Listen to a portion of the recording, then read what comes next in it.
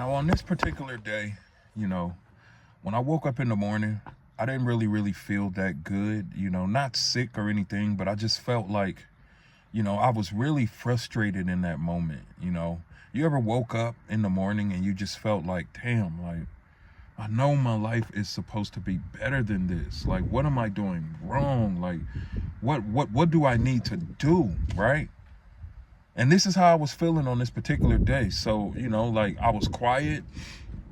I didn't really want to talk to anybody. I didn't want to be bothered. I just brushed my teeth, put my clothes on, took my shower, shaved, and I was out the door. I got my lunch and it was just a normal day. But this particular day, I just didn't feel right?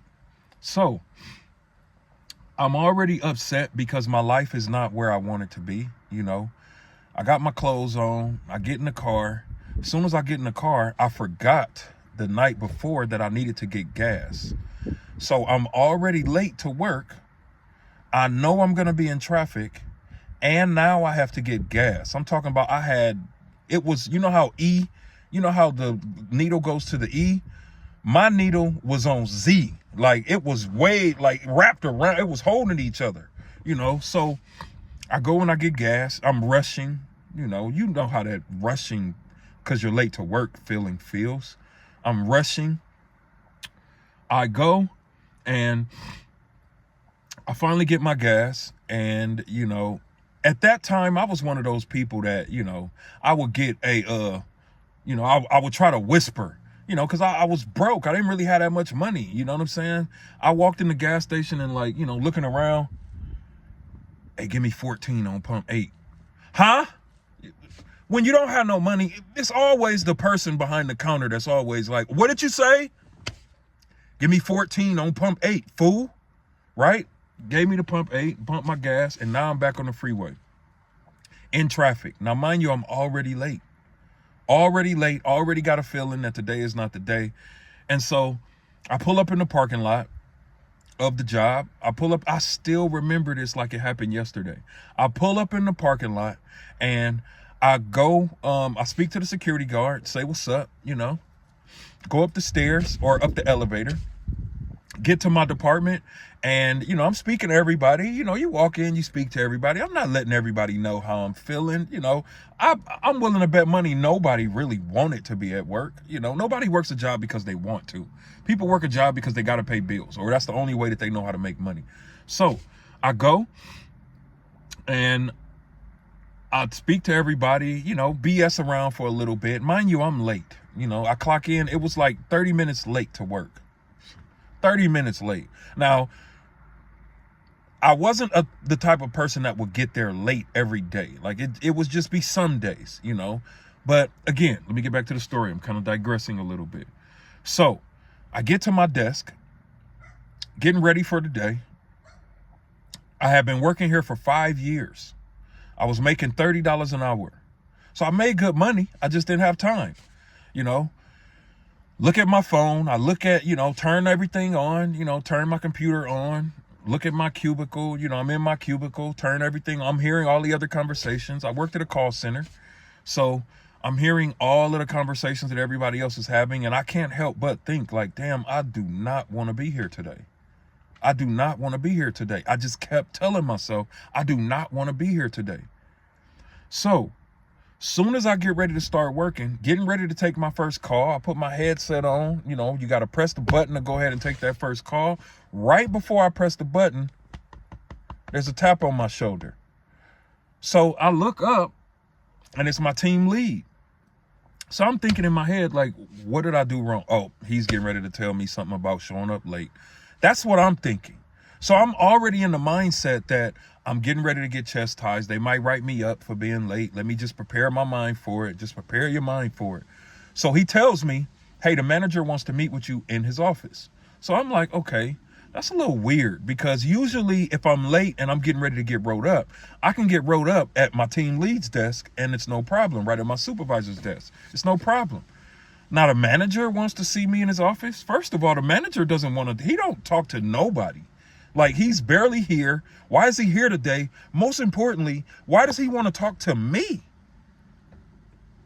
I'm kind of thrown off at this point. But the last thought in my mind is, you're about to get fired. You're about to get laid off. That's not even a thought in my brain, right? So I'll take my headset off, put my stuff up, put my phone in my pocket, right? I'm walking to the manager's office, and I'm trying to figure out in my head, what is he getting ready to talk to me about? I can't really figure it out because, I'm not late all the time, so I know he's not going to say anything about that. What is he getting ready to tell me? Like, what does he want to talk about?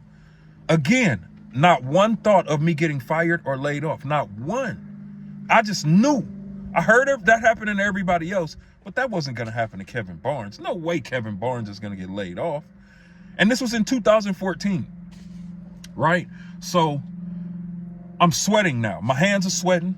My face is sweating. I'm literally going crazy sweating right now because I'm nervous.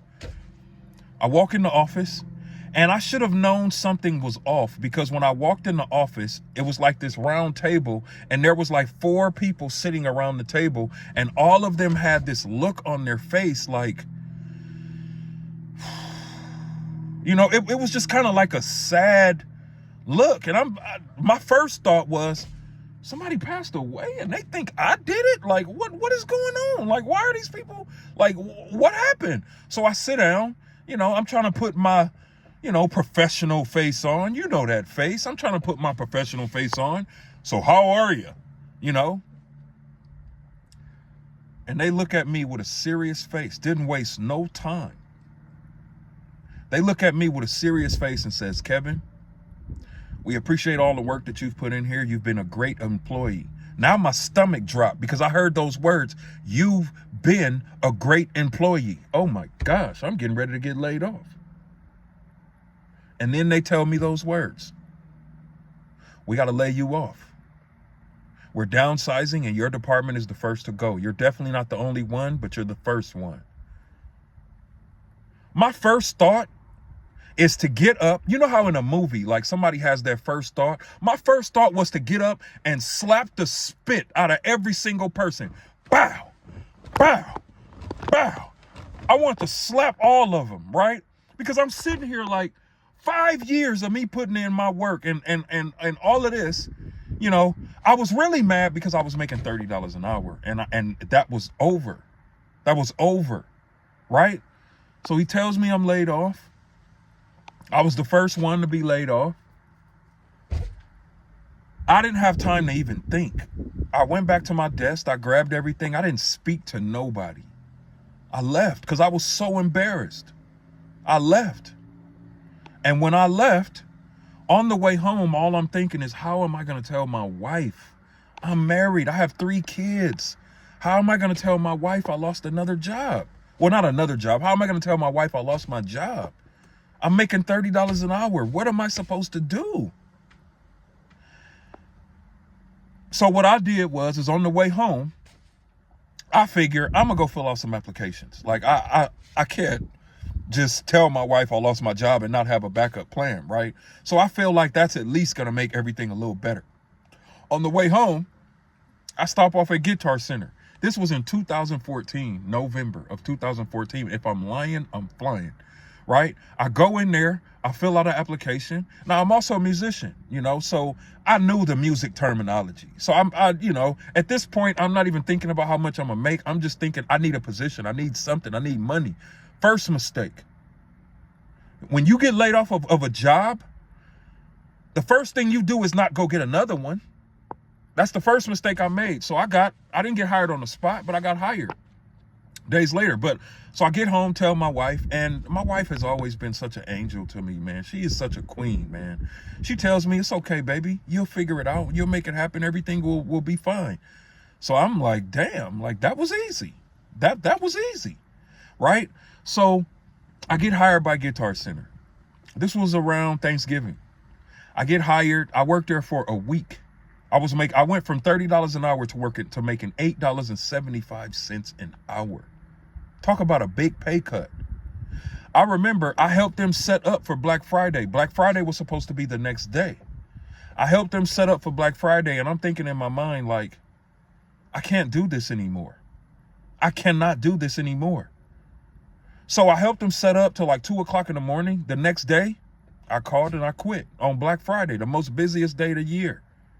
Now, I tell you that because the mistakes that I made is I literally quit that job and I didn't have a backup plan, but I knew that everything was going to be all right. I went through a few different business models. I tried a lot of things. I got scammed over and over. I tried so many things and nothing worked. You know, excuse me. So I went, and thank you if you said bless you. So I went through a situation for about a year where things was just hard. You know, it was rough. And then I started creating my own products. I started selling products to music producers. That went great for a while. And then, you know, I wanted other challenges in my life. So I found the company that I'm a part of now, where I'm selling done-for-you digital products.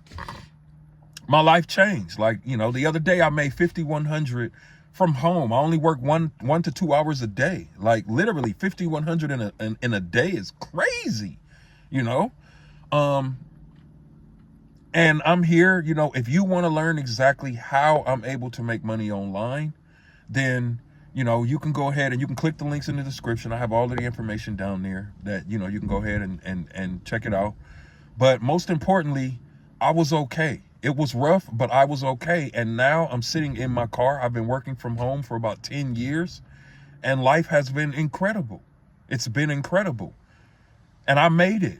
I was afraid. I was skeptical. I got scammed. I lost money, but I kept going. I kept moving. And I'm so grateful to God that I'm sitting here in my car and I work from home 100% of the time. So if I can do it, you can do it. So, hey, man, you know, if you learn anything from this video, don't wait until you get laid off to learn how to make more money. Learn high income skills, because it's those same skills that I'm still using to this day that helps me get paid every single day. I went from getting paid every 2 weeks to now getting paid every single day. And I can show you exactly how to do the same thing. But if you're a skeptical person, look, please, this is not for you. This is not for you. I only want to work with people that are serious, that want to actually do something and take their lives to another level. If that's you,